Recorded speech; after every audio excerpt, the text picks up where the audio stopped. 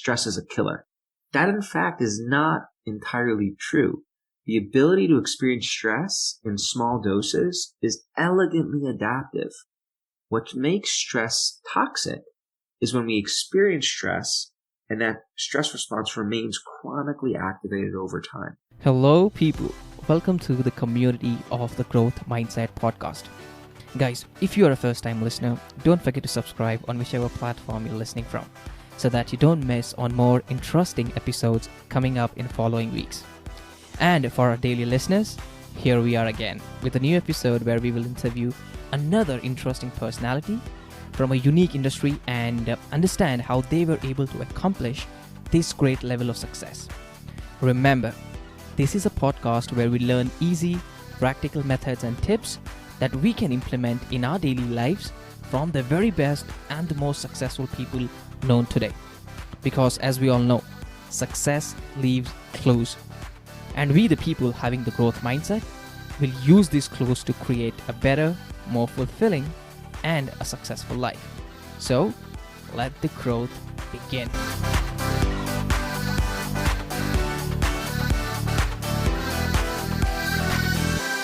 First thing first, Ethan, thank you so much for taking your time off and joining us on the Growth Mindset podcast. It is a pleasure to have you here. Pleasure to be here, Irshad. I've been looking forward to this conversation. Thanks for the invitation. Awesome. Now, Ethan, a lot of people obviously know you in the book space, right? Your book, Chatter, has been one of the best-selling books.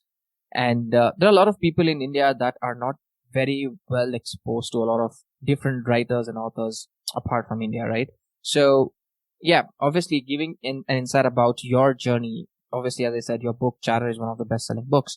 But would you like to give my listeners a sneak peek into who Ethan is and where is he from? What's your story? Sure. Well, my name is Ethan Kross, and I'm currently a professor of psychology and management at the University of Michigan, so in the College of Science and Arts, and also in the business school here. And I'm the director of a lab called the Emotion and Self-Control Laboratory.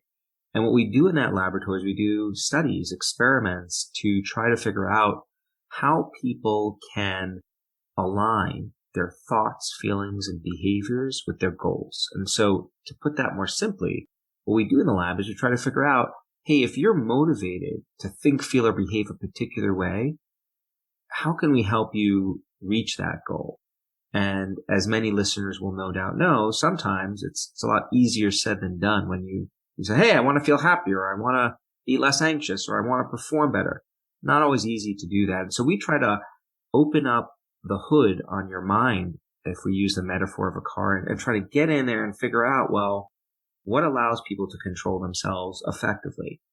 And we do lots of different kinds of research to address that big picture question. The studies range from neuroscience studies, where we're looking at how different networks in the brain play a role in self-control and emotion regulation, to behavioral studies, where we bring people into the lab and stress them out and then look how different strategies work, to smartphone studies, where we basically ask you questions about your experiences controlling yourself as you navigate the world and live your life over time. We look at kids, we look at adults, everyone in between. And the hope is to try to tackle this, I think, fundamentally important question. How can we improve people's ability to manage themselves and their lives? We try to tackle that from different angles. And the hope is that we can generate some deep insight into how self-control works, and by extension, learn something about how the human mind works. Interesting. You've dropped so many important points in there, and I'm really curious to start off from the first and the most important thing, the mind, right? You said how the mind works and how we can control ourselves. So tell us about how does the mind work? How can we align it with ourselves so that we can improve and go to the next level? Well, how the mind works, we're going to have a multi-part series on the podcast to fully address this, and then we probably still won't. But so the mind is the most complex organ that we know of, and I would be remiss to to convey that I know all the answers with respect to how it works. I think no one does. And in part, that's what makes me so incredibly excited to have the job that I do. I feel like we're explorers in a certain sense, and this is really undiscovered country that we're trying to map out. But we have learned a lot over the years about how emotions work in the mind and how they can be harnessed. And I think one very useful, simple framework that I use myself and that I describe to people is that fundamentally there are two components to self-control. There's motivation and then there's ability.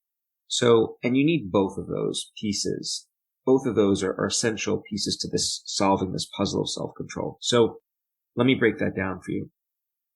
You could be super motivated to experience less anxiety and more joyfulness in your life, right?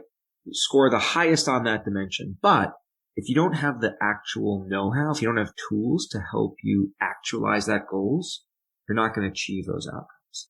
Now, the flip side is you could know all about the different tools that exist for managing your emotions. You could take the classes, read the books, talk to every expert, know every single tool. But if you are not motivated to use those tools, then they're going to sit there on the shelf within your mind. You're not going to implement them.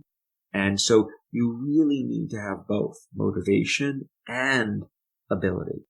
Now, when it comes to the topic that I've spent most of my career studying, chatter, which is, it's a term I use to describe getting stuck in a negative thought loop. So you experience a problem in your life and then you want to work through it and find some way of moving on.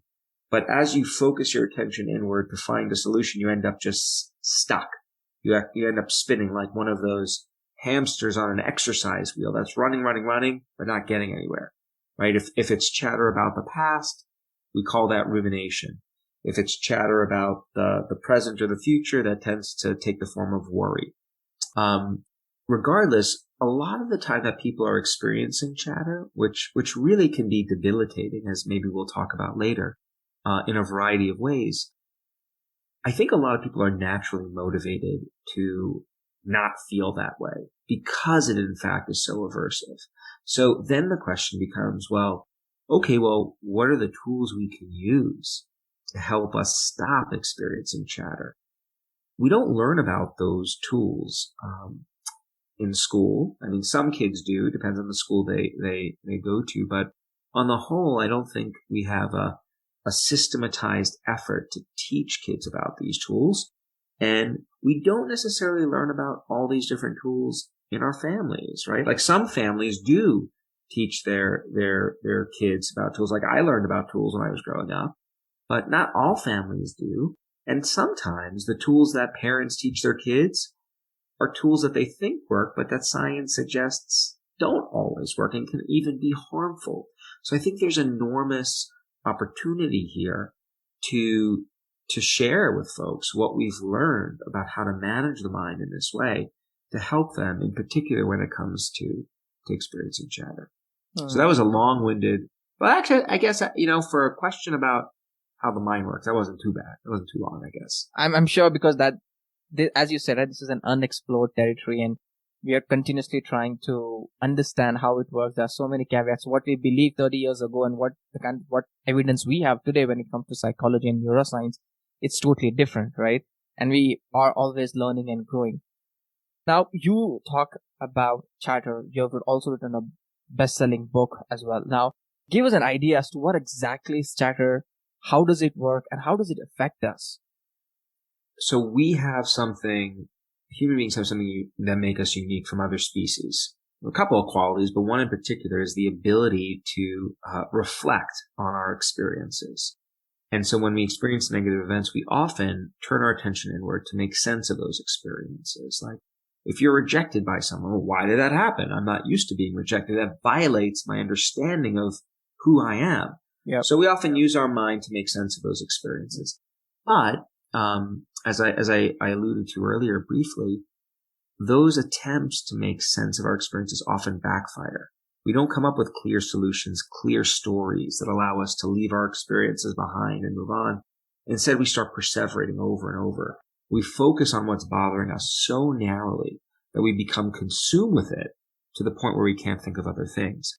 That's what chatter is all about. It's getting stuck thinking in a very cyclical way about what's bugging us. And the research shows that this can have catastrophically negative consequences for us in many domains of life. And, catastrophic, am I exaggerating here? I actually don't think I'm exaggerating here when you look at the data. I think chatter in the form of rumination and worry is one of the big problems we face as a species. And so what does it actually do to us? It, first of all, makes it really hard for us to think and perform well at work.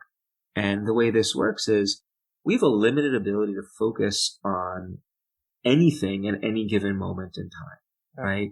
And so if all of your attentional resources are being diverted to this thing that you're worrying about, that doesn't leave a whole lot of room over for you to do the things that you're getting paid to do or that you want to do. And the real world example here is to think about a time when you've tried to read a couple of pages in a book when you were worried about something.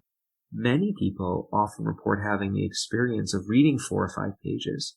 They're absolutely positive that the words have crossed their eye gaze, so to speak, hit their retinas, but they get to the end and they don't remember a damn thing they've read. I mean, has this ever happened to you, Irshad? Yeah, a lot of times, yeah. Right? So that's an example of our attention is focused on something else, and that makes it hard for us to do what we want to do.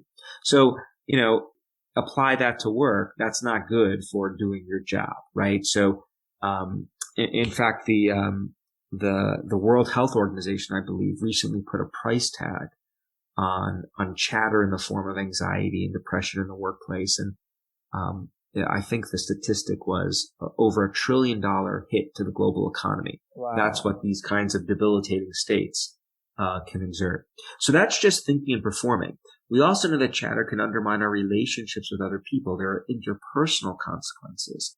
And there are a few ways that this works. One is, you're consumed with this problem and you're sitting down to dinner with your loved ones and your friend or your colleague or your kid, they're talking to you. They're telling you about their day. They're asking your opinion, but you're not actually listening because your mind is somewhere else. And, this has happened to me. I'm at dinner. My daughter's telling me about school and she takes 5 minutes. And then at the end, I ask her the same question that she just answered. Yeah. And, that if that happens a lot, that can create tension in relationships. We also know that when you are consumed with chatter, we often talk about it with other people over and over again. And that can have the effect of pushing other people away because you're continually harping about something and not actually being a good listener when they give you advice about what to do. So interpersonal consequences is something else. And then the final way that chatter can sink us has to do with our physical health. You've often probably heard that the idea of stress is a killer. That in fact is not entirely true. The ability to experience stress in small doses is elegantly adaptive. What makes stress toxic is when we experience stress and that stress response remains chronically activated over time. That exerts a wear and tear on our body that predicts things like cardiovascular disease, problems of inflammation, even certain forms of cancer. Prolonging stress is exactly what chatter does because you experience something negative and aversive in your life, but you don't just leave it behind, right? You think about that event and then you keep thinking about it over and over. In essence, you are recreating and maintaining that stress response over long time periods. And so if we step back and we look at what's at stake, it's our ability to think and perform. It's our ability to have good, high quality relationships, and it's our ability to have good physical health. I think these are the 3 domains of life that make life really worth living. And so that's one of the reasons why I'm so intensely motivated to understand what people can do to manage their chatter, to improve these different facets of their lives. And the good news is that there are lots of science-based tools that exist to prevent those negative outcomes from coming to fruition. Wow, there's so much at stake, when you think about what are the implications and issues and basically the cons that come along chatter. And if you're not conscious of it, our our whole lives can go off the rails, right? Now, let's talk about the good things. You said, yeah, this is what is at stake.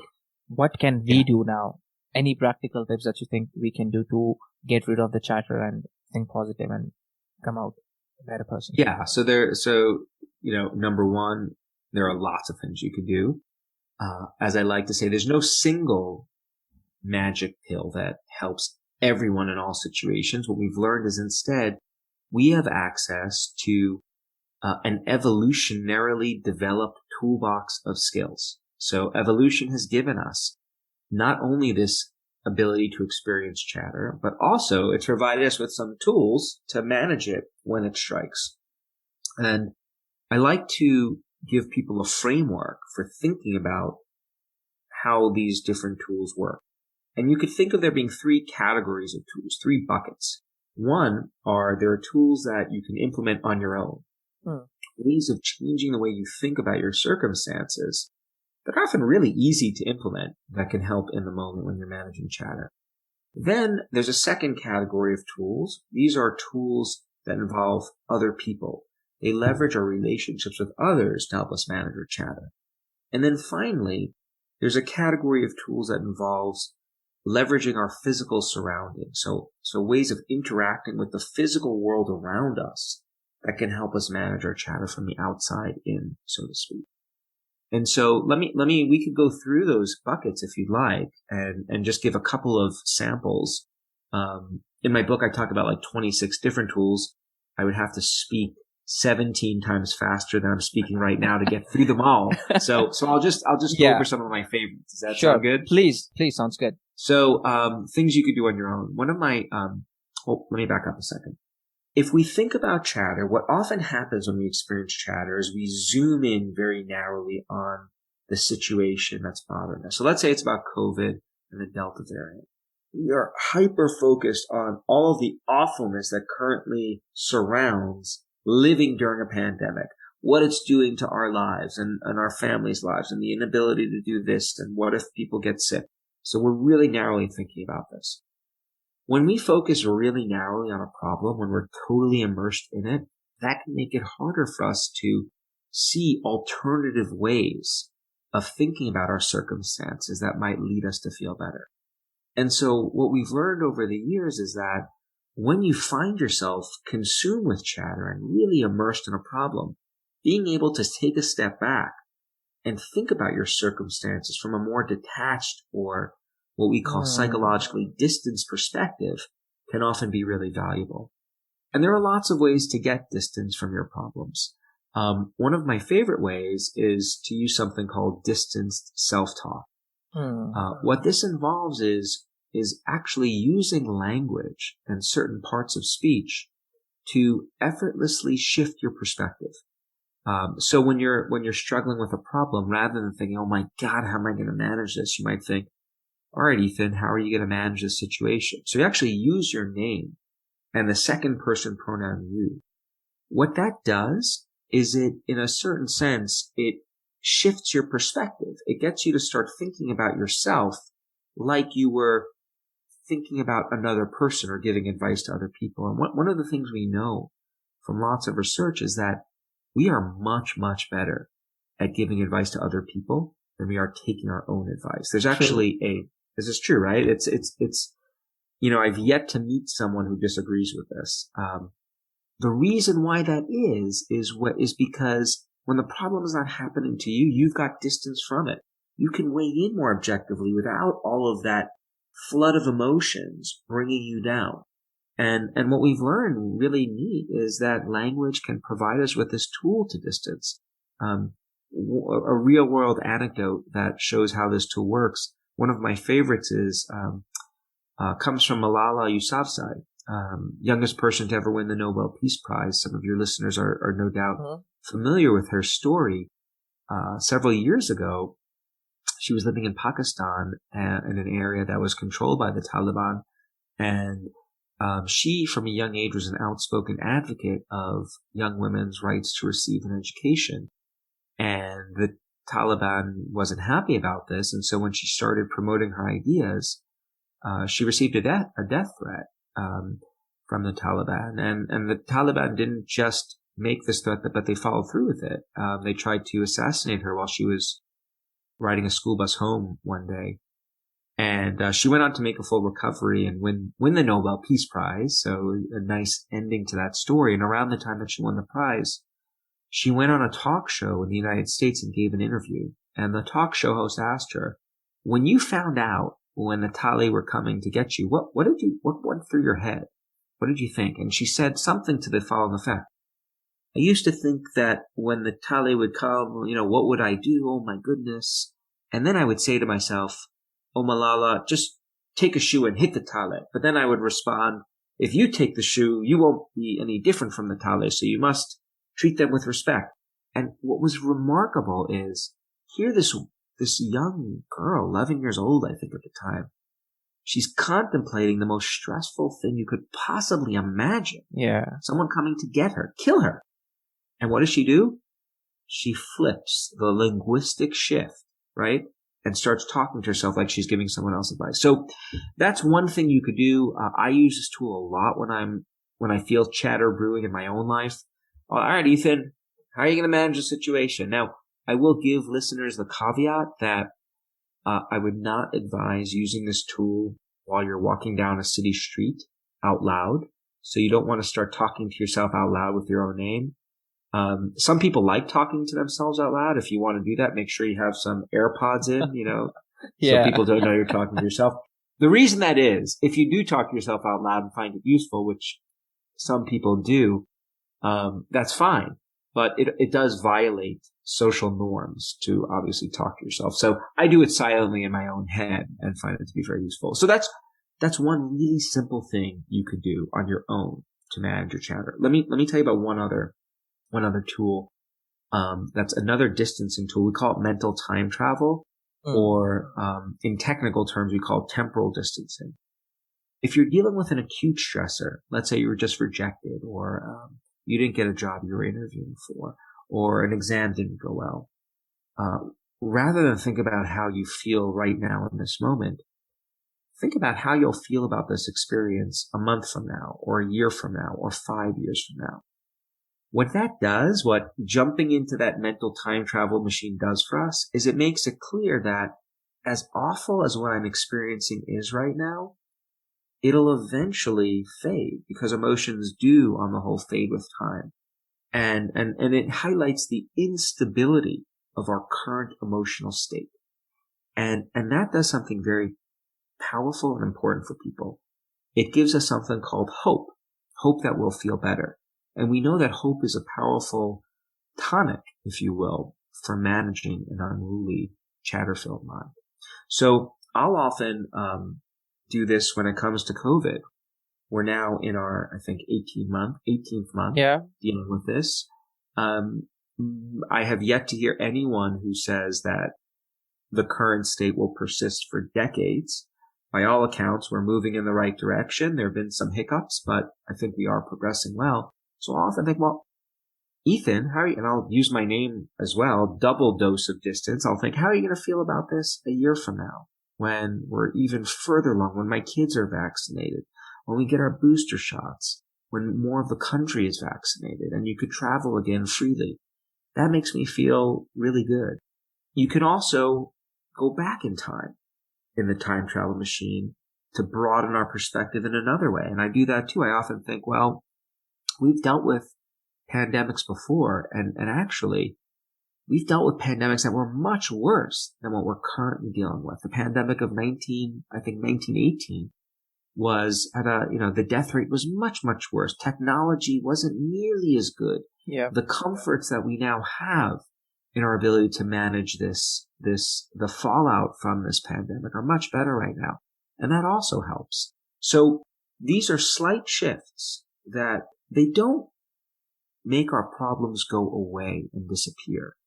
And I don't think we'd want them to go away and disappear entirely, right? Like, we want to keep our eye on the negativity, but we don't want to have it overwhelm us. We want to be able to exist with these issues and think about them to problem solve without them weighing us down. And that's what these different mental shifts do. They take the edge off, if you will, these problematic experiences. So that's another thing that you could do on your own. Wow. I mean, that's great. The first part where you said, using your own name.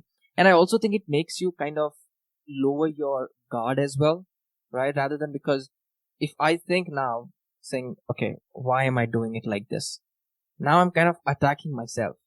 But when I say that, okay, Irshad, why are you behaving? Why are you in this situation? Now I'm thinking more towards solution. I'm thinking, okay, what is the reason behind this? Yes. And coming up with better responses. Yeah, that's exactly, when we do experiments on this, and which we've done lots of experiments, and we look at how do these linguistic shifts change what you think about? And it's really interesting. So when people are thinking in the first person about stressful experiences, like giving a public speech as an example, they might think to themselves, oh my God, I can't give a public speech without, with 5 minutes of preparation. It takes me weeks to prepare. I'm going to suck. It's going to be awful. Other people think things like, what are you thinking right now? Oh my God, this is going to be the worst experience of my life and I might not make it. This is going to be awful, right? So it's all about emotion and negativity. Well, what about when people use their name? They're like flipping into this coach mode. They're saying, all right, Ethan, you can do this. You've given hundreds of speeches before. They've never been terrible. You're going to do this and it's going to be fine. It's going to be great. And even if you screw up, you'll be done. And then you could go get a coffee, and so it's that kind of broadening. Sometimes it even takes the form of this kind of like tough love that you might get from a coach. Like, Ethan, stop this nonsense. Get your act together and do the damn presentation and kill it.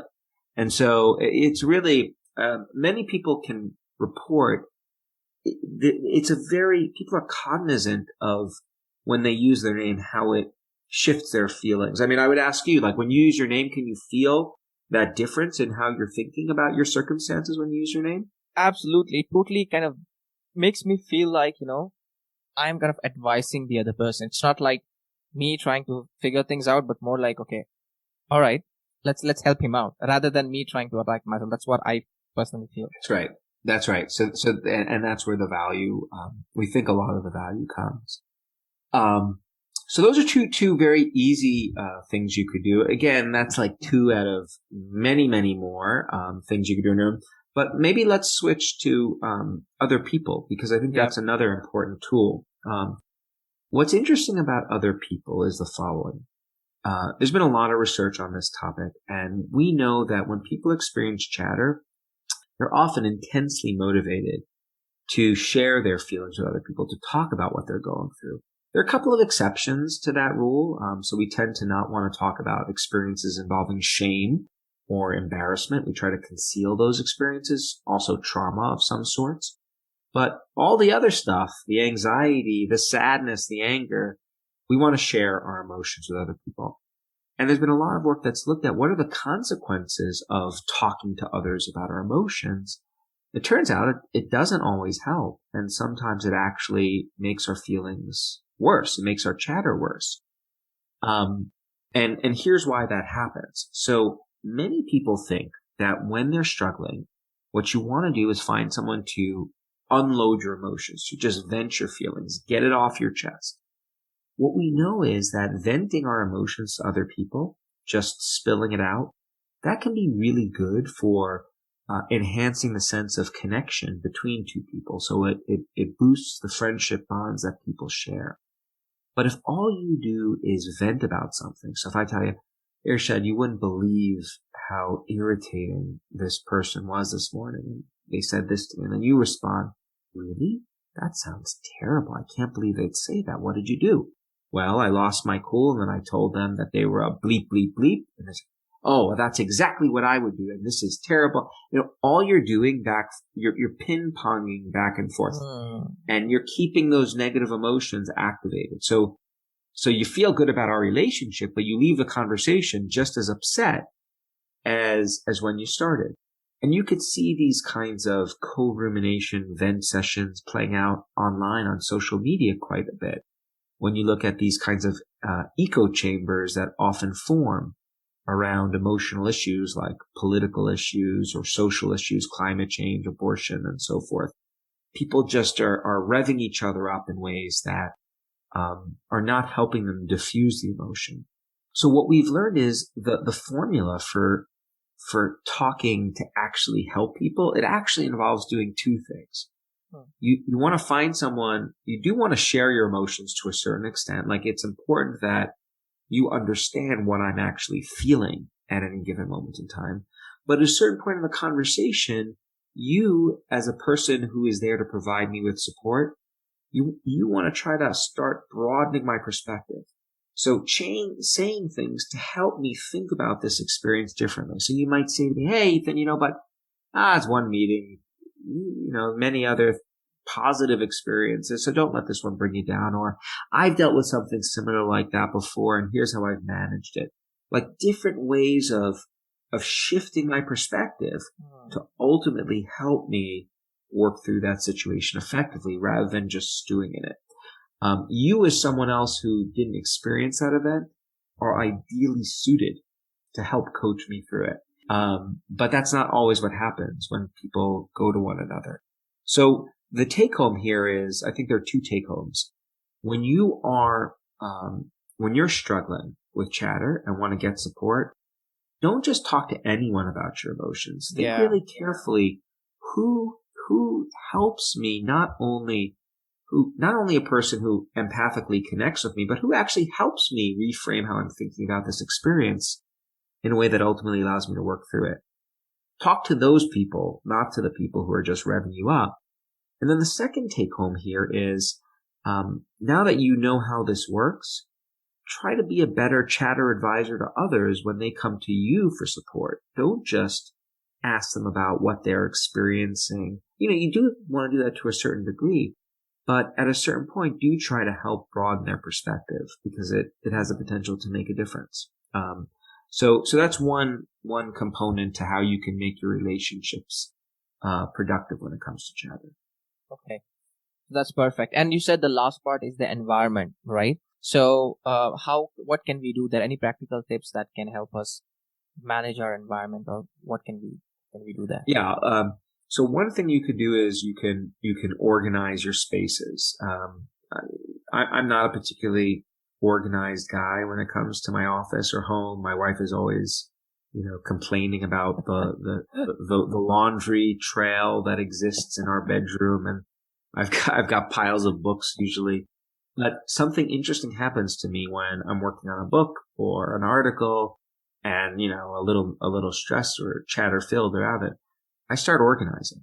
I start putting things carefully away. Once I organize my office, I go into the kitchen. I start doing all the dishes and cleaning down the counter.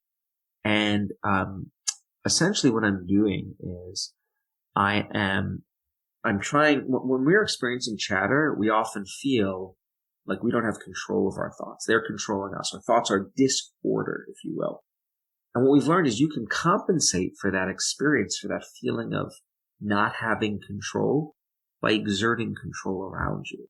And then there's a technical term for this. We call it compensatory control, right? So jargon. Essentially, you don't feel like you're in control of your mind. So what do? You control what is under your ability to control, your surroundings. And that helps us feel better as a result, and can help with chatter. And so the take home here is, the next time you're experiencing chatter, organize your space. Like, put things away, tidy up, see if that helps. One added benefit of that is if you live with someone else, they'll also probably be kind of happy with you for other reasons. I often joke that sometimes I think that my wife, maybe secretly hopes that I experience a moderate form of chatter more often, because the house is usually cleaner as a result. So that's one way of harnessing your physical space. Another thing you can do is go out for a walk in nature and enhance your exposure to green spaces, or even look at nature, a video or a picture. I have a plant sitting right next to me that I glance at. We've learned from lots and lots of work that going for a walk in nature, exposing yourself to green spaces, doesn't just make you feel good. It can actually help, in particular, with your chatter. And the way that works is as follows. As we talked about before, when you're experiencing chatter, that consumes your attention. Like all of your focus is on this problem. That can be really depleting. Well, what happens when we go into a green space is a green space like a park or a garden. It's filled with all of these like really interesting, what we call stimuli, interesting objects, and flowers and trees. And not everyone is every tree and flower is a little bit different. And what science shows happens when you go for a walk in nature is that the green space, it captures your attention, but in a very soft and gradual way. So our attention is diverted onto our surroundings. We're not focusing really hard on the green space. We're not like trying to count the number of leaves in a tree, right? But we're gently taking it all in. And it's called we're fascinated by it. There's a soft a very gentle fascination. And when our attention drifts towards the green space, that gives our mind the opportunity to recharge and restore all of the attention that was previously devoted to worry. And so when you leave that walk, you then have more attention available to do things like focus on your work or use other demanding tools to fight your chatter. So enhance your exposure to green spaces. Tons of science behind the benefits of that. The third thing you can do when it comes to your environment is seek out experiences that provide you with a sense of awe. Awe is an emotion we experience when we're in the presence of something vast and indescribable. So a lot of people get this from nature. Looking at an amazing sunset. It's just hard to put into words. Like, how is that so beautiful? Or a couple of days ago, we had I think it was called like the red moon phase, where the moon was so big in the sky and it had this red tint to it. It was just, you marvel at it. You can get awe from nature. You can also experience awe from other things. Like when I'm in a city like New York City, I'll often look up at a skyscraper and I'm filled with awe. Yeah. How did we figure out how to do that? Or even like I get awe-inspired when I'm looking at planes. Like, At one point we were sitting in loincloths, struggling to build a fire, and now we figured out how to blast people into the atmosphere and safely land them halfway around the globe in a couple of hours. That to me, can't explain it. Interesting. Here's what happens when we experience awe. When you are contemplating something vast and indescribable, that leads to what we call a shrinking of the self. So you feel smaller when you're thinking about something this big and monumental. And when you feel smaller, it's not just you who feels smaller, but your worries feel smaller as well. And so it's this ultimate perspective shift. It's like really putting things in perspective, so that's another way you can leverage your environment. Okay. Perfect. I mean, it makes total sense now why books and why when you go online today, everybody's like, go travel, go there, go here, because now it makes sense because those kind of places kind of get you out of your comfort zone. You're not just thinking about yourself, but just where you're thinking, the entire world revolves around you, but now, you're just one of the pieces of puzzle, which can be humbling as well as giving you a reality check as well. That's right. It's, and I think that, we indulge our worries sometimes, like we make them out. I think a lot of the time, the chatter that we're experiencing feels like the only thing in the world, right? And that's what makes it so challenging to manage and to deal with. And so when you could shrink that worry just a little bit, I think that can do people a lot of good. I should emphasize that these different perspective shifts, they're very different from avoiding your problems and your emotions. None of them lead you to permanently stop. Just, you're going to not think about it, to push it away. What's, I think, particularly useful about these different tools is it's not pretending that these things don't exist and denying them or suppressing them. It's just changing the way you're focusing on them in ways that allow you to ultimately live with them and work through them in ways that are really productive. We know from lots of work that you don't want to avoid your problems, because when you do that, they just come back to get you once you stop avoiding. Now, the example that I love to give people is if you got a big problem and you go to the movies to get your mind off it, if it's a good movie, you will temporarily feel better. But the movie eventually ends and you get out of the movie theater and you're reminded of the problem, and then you're back where you started. And that's not what we want. We instead want people to actually work through and problem solve these issues so that they're constantly growing and learning and ultimately being more successful in their lives. Absolutely. And I really want to encourage my listeners as well, that Ethan's book, Chatter, has amazing tips and advice as to how basically we can manage all of these different environments. We just touched upon a few parts of it, just 2 or 3, but there are more than 20, 26, if I'm not wrong, 26, 27, wherein you lay out different steps as to how we can manage this chatter. One thing I do want to also ask you at the beginning, you did mention that stress can be good as well, right? At times when it is used in small doses. Now, what can we do so that we can take these small doses and make sure we are not having that stress for a prolonged period of time, which directly impacts our health, wealth, and all the good other parts of our life? So how can we take those small doses of stress? Well, so I think just recognizing that small blips of negativity, anxiety, anger, sadness are useful. I think that can be really empowering for people. I think some people think that, oh my God, I'm experiencing anxiety. Something must be wrong with me, and this is a bad thing. I do a lot of public speaking, and there have been a couple of instances where I don't feel anything before the talk. It's just, I've given this presentation many times before. It's an audience that I'm not particularly worried about. I don't expect them to challenge what I'm going to say. And there's just no signal before I go on there.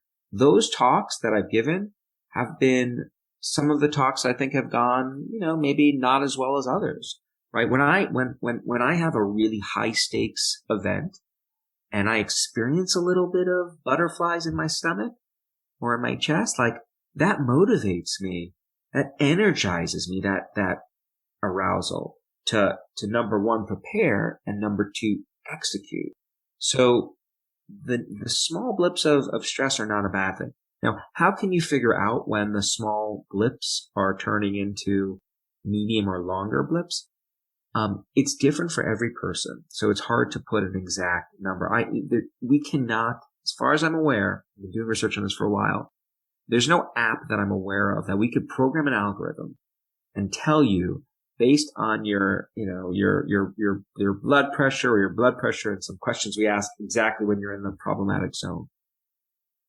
Many people, I think, do have the subjective intuition, though, of when the negative emotion is becoming harmful, right?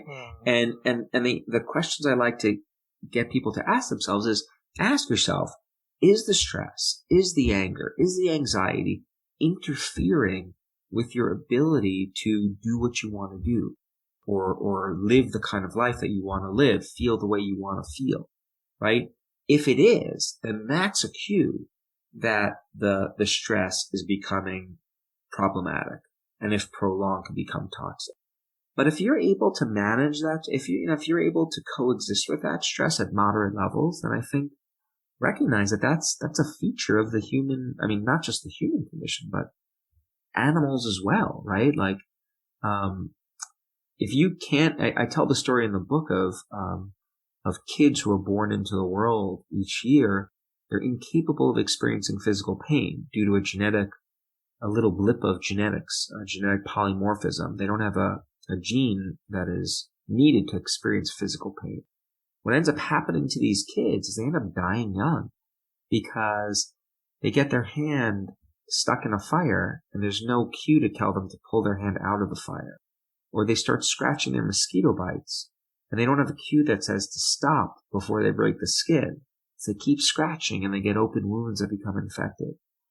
The pain system is a very, very primitive and important system that is vital to our functioning. So we don't want to rid ourselves of all pain, of all negative emotion. that would not be a wise move for living a good, productive, successful life. What we want to do is figure out how to moderate that pain, experience it in small doses only when we need to. There's another thing that just comes into my mind right now is, I love the narrative we've set so far, because now we're not just thinking pain in negative terms, stating, this is bad for me, but more looking at as something that's a part and parcel of life, and maybe this is going to help me become a better person, right? And now the whole perspective changes. It's a whole shift in language. And now you're thinking about, all right, this is just a piece of the puzzle. And when I think about all the different tips that you've laid out right now with regards to, thinking about what we can do 5 years from now, going back 5 years, going forward 5 years, I can personally feel that this can give huge rewards moving forward once we really realize that, the problem that we really think that is too big is not that big. After That's 5 right. years, it's maybe something else. That's right. Okay. Yeah. So, I think that one potential outcome of this conversation, I hope my book, is that it changes the way people think about their emotional lives. Many people have the goal to be happy. I have that goal too, as well. True. But being happy doesn't mean that you can never experience negative emotion. If your goal is to live a life free of all negative emotions, you're going to take steps that are very different from if your goal is to live a life with happiness, but negative emotions at times are okay. We just don't want them to get under control. So how you think about your emotions and the value they provide, that basically sets you up on different trajectories for how to use different strategies, and it motivates you in different ways. And if we go back to where we started, we talked about that importance of not just knowing about the tools, but also being motivated to use them. And so in a certain sense, we're talking about giving people a motivation for how to use these tools in a way that really meshes with how emotions work. All emotions, not just the positive ones, but the negative ones too, we evolve the capacity to experience emotions for a reason. They serve really useful functions. When you experience anger, that's a cue that someone is invading your territory, and you need to be able to quickly respond, either, approach that individual or go away. And there's a similar kind of adaptive profile that characterizes many, all of the different negative emotions. So the hope is that, it's meaningful in the way you described.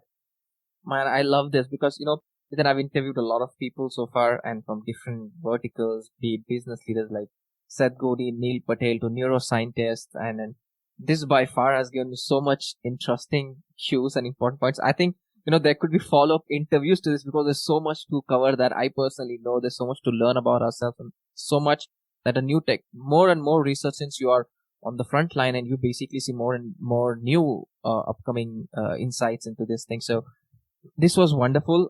One thing I do want to ask you, last thing before I let you go, where can people find you, Ethan? How can they reach out to you?